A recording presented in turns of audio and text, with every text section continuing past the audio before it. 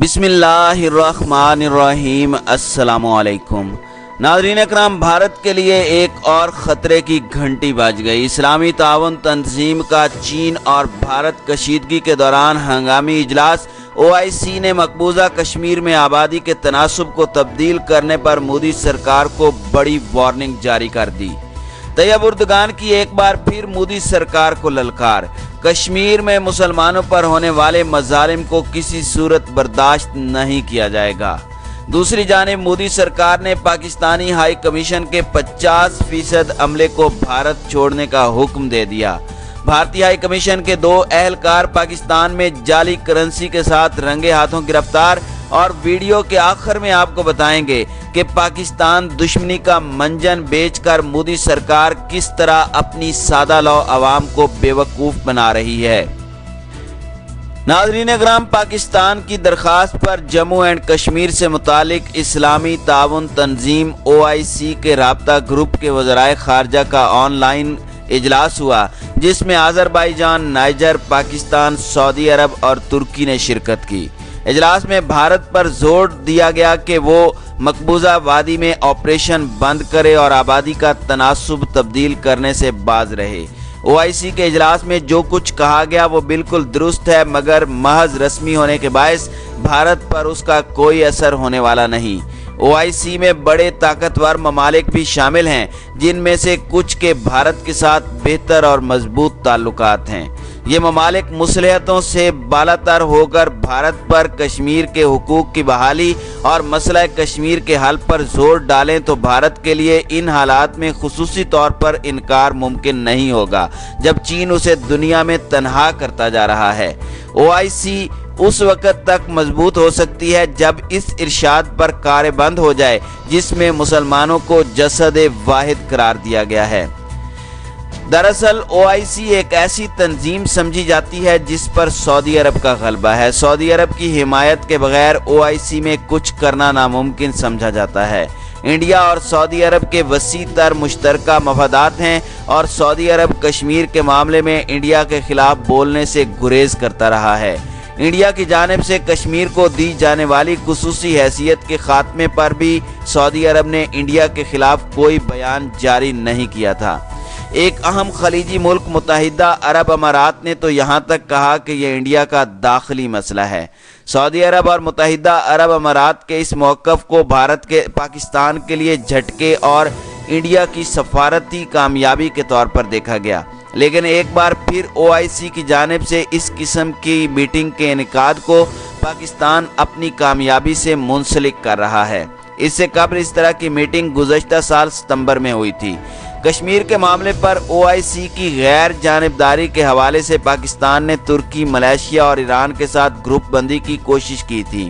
اس کے لیے ترک صدر رجب طیب اردگان، ایران کے صدر حسن روحانی، ملائیشیا کے اس وقت کے وزیر اعظم مہاتیر محمد اور پاکستان کے وزیر اعظم عمران خان نے کوالالمپور سربراہی کانفرنس میں اتحاد قائم کرنے کا منصوبہ بنایا تھا، لیکن سعودی عرب نے اسے OIC کو چیلنج کیے جانے کے طور پر دیکھا تھا۔ بہرحال ترکی اور ملائیشیا کو کشمیر کے معاملے پر پاکستان کے ساتھ کھڑے دیکھا گیا، جبکہ باقی اسلامی ممالک عام طور پر غیر جانبدار رہے۔ حالیہ دنوں میں OIC کے رکن مالدیپ نے انڈیا کی حمایت کی ہے۔ OIC کا اجلاس ایک ایسے وقت میں منعقد کیا گیا جب انڈیا اور دنیا کی دوسری سب سے بڑی معیشت چین کے مابین کشیدگی جاری ہے۔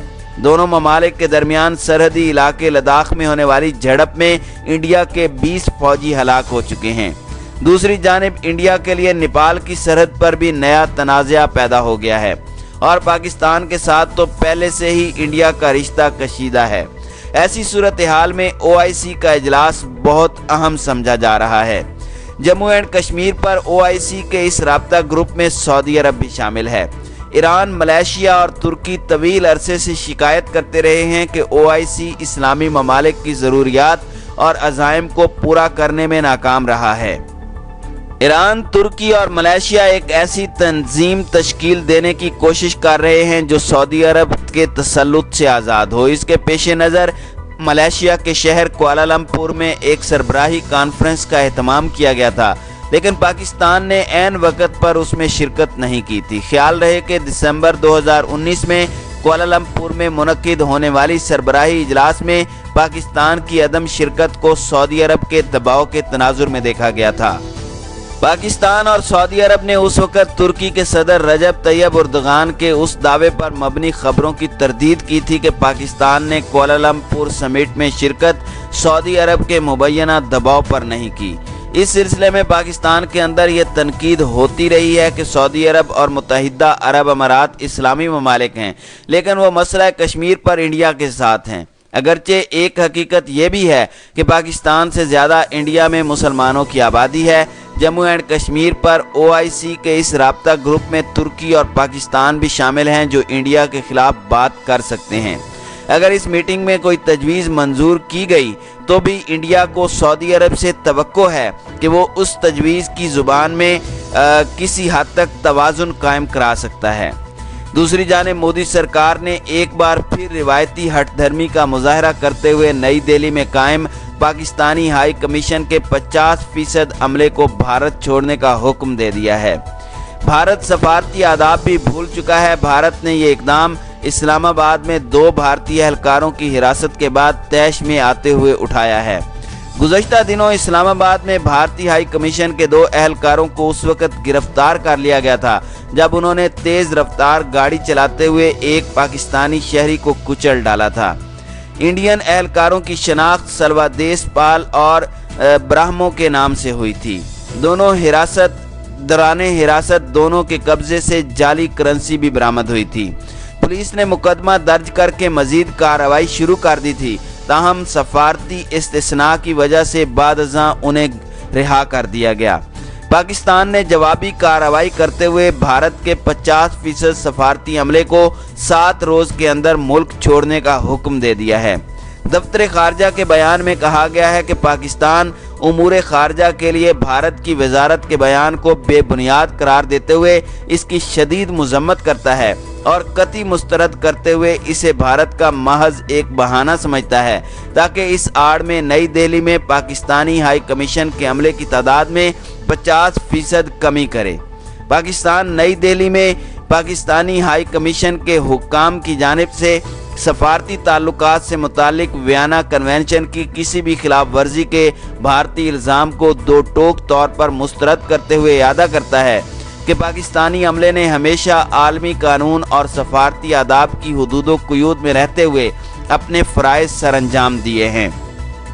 پاکستان اسلام آباد میں بھارتی ہائی کمیشن کے عملے کو ڈرانے دھمکانے کے بھونڈے الزامات بھی مسترد کرتا ہے۔ بھارتی حکومت کی پاکستان کو بدنام کرنے کی مہم بھارتی ہائی کمیشن کے ملوث پائے جانے والے اہلکاروں کی غیر قانونی سرگرمیوں پر پردہ نہیں ڈال سکتی۔ بھارت کی خارجہ امور وزارت کا بیان بھارتی ہائی کمیشن کے اہلکاروں کے جرائم چھپانے اور حقائق کو ایک بار پھر مسخ کرنے کی کوشش ہے۔ بھارت کی تازہ کارروائی بھارت کے زیر قبضہ کشمیر میں جاری ریاستی دہشت گردی اور قابض بھارتی افواج کی انسانی حقوق کی سنگین پامالیوں سے توجہ ہٹانے کی مایوسی پر مبنی ایک اور کوشش ہے۔